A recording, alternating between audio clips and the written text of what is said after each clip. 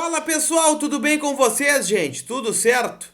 Eu imagino que ainda não, né? Porque eu sou como vocês, né? Eu tenho que aqui botar minha cara, gravar, trazer informações pra vocês, ouvir um monte de coisa que eu até poupo vocês, né? De coisas que a gente escuta da diretoria que acreditam em algumas coisas que não têm o menor fundamento, pelo menos pra mim, né? Mas de qualquer forma, tô aqui para atualizar as últimas do Inter, que empatou ontem na estreia da Copa Sul-Americana, depois de estar ganhando de 2-0, tomou o empate, quase perdeu para o 9 de outubro, vice-lanterna do Campeonato do Equador, e segue tudo igual. Medina segue técnico, Papaléu segue vice de futebol, o Alessandro segue presidente, tudo segue igual. Nada muda no Inter. Beleza? Eu quero falar sobre isso, porque se vocês acham que não pode ficar pior, pode ficar pior sim, beleza? Vamos falar sobre isso, lembrando que esse vídeo tem o apoio da OneXBet, a maior global bookmaker do mundo, que te dá crédito dobrado na hora de apostar. Pelo menos ontem eu faturei, né? Coloquei lá acumuladinho em jogos da Libertadores. Obrigado ao River Plate, obrigado ao Red Bull Bragantino, obrigado também ao Independiente Del Valle, que acabou vencendo o jogo, então deu pra botar uma graninha no bolso e tu pode colocar também, afinal hoje ainda tem Libertadores, hoje tem Copa Sul-Americana, tem Europa League, tem muito jogo bom e tu tem crédito dobrado usando o cupom Colar Repórter, beleza? Vamos falar sobre algumas coisas, gente. Quero falar por que o Medina ainda não foi demitido. Porque há um entendimento de que seria um atestado de incompetência da gestão de novo, né? Lembrando, como começou esta gestão? Lá em 2021, onde o Inter iria trocar o Abel Braga após o jogo contra o Bahia, lembra? O João Patrício Hermann e o Alessandro Barcelos foram até o jogo lá em Salvador, convenceram o Abel a ficar, ele ficou até o final do Campeonato Brasileiro e depois terminou o contrato, não renovou e foi embora porque o Inter já tinha um acordo com o Miguel Ramírez, assim como a chapa adversária, né? A chapa do José Aquino Flores de Camargo, a chapa Reage Inter, também anunciou o acordo com o Miguel Ramírez. Dito isso, o que foi feito, tá? O Ramírez foi demitido logo depois da eliminação na Copa do Brasil do ano passado, onde o Inter caiu para o Vitória. Veio o Diego Aguirre, né? O Diego Aguirre veio para estancar um momento muito semelhante com o que está acontecendo agora, né? Um cara que veio com uma ideia, né, que era o Ramírez, o outro agora, o Medina, ideia completamente diferente uma da outra, né, é verdade, mas o Aguirre veio naquela coisa, o cara que conhece a casa, de estabilizar, enfim, né, controlar o ambiente e manter o Inter na Série A do Campeonato Brasileiro. Até o Paulo Brax falou sobre isso, né, na entrevista que ele deu para o GE e acabou então trazendo esse assunto à tona. Agora, gente, veio o Medina e o Inter teria que ir para o seu quarto treinador, né? Uma segunda mudança de rumo, a segunda mudança de erro na segunda temporada consecutiva.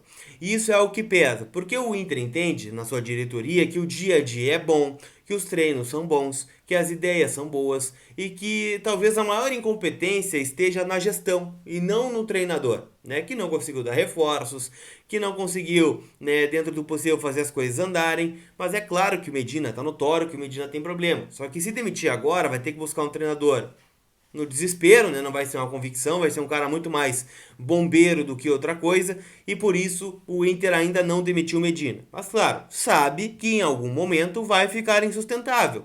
Perder feio para o Atlético Mineiro, que hoje é uma tendência, pode complicar ainda mais a situação do Cacique Medina. Assim como, gente, outras situações podem acontecer, né? Daqui a pouco não classifica na Copa Sul-Americana, vai ficar de férias aí em maio, junho, julho, agosto, setembro, outubro, 6 meses de férias, ou brigando para não cair no Campeonato Brasileiro, aí vai ficar realmente muito tarde para fazer alguma mudança, afinal o Inter ainda tem chance na Copa Sul-Americana e o Brasileirão nem começou ainda. Então dá tempo de mudar os rumos, mas o Inter vai pelo menos aguardar o jogo de domingo contra o Atlético Mineiro. Antes de falar sobre as negociações, gente, eu queria dizer que esse vídeo também tem o apoio da IGS Games, que é algo que pode te fazer feliz, né? Daqui a pouco tu faz que nem o Tauan Lara, né? Que vai jogar um videogame antes, né, do jogo, já que ele não é relacionado mesmo para jogar na lateral esquerda do Inter, para improvisar o Gabriel Mercado. Compra lá teu PlayStation 5, teu PlayStation 4, teu seminovo, vários jogos, né? O Tauan, por exemplo, pode escolher vários games para jogar, afinal ele não joga nunca, né? Então ele pode virar os jogos. E tu chama a IGS nesse link que está na descrição do vídeo para que você compre o seu console novo, assim como acessórios e tudo para o teu videogame, beleza?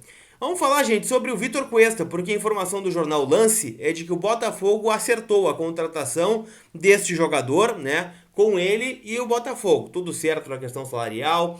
O Cuesta estava um pouco receoso de deixar Porto Alegre, deixar o Internacional, jogar em outro clube brasileiro, e isso parece ser uma etapa vencida pelo clube da Estrela Solitária. Tá tudo certo entre o Botafogo e o Cuesta, falta o mais difícil, o acordo entre Botafogo e Internacional. Deixa eu recapitular, tá? O Botafogo, quando fez a oferta, queria no seguinte molde: o Cuesta indo para o Rio de Janeiro, com o salário dividido entre Inter e Botafogo, não sei o percentual de cada um, e a opção de compra lá na frente.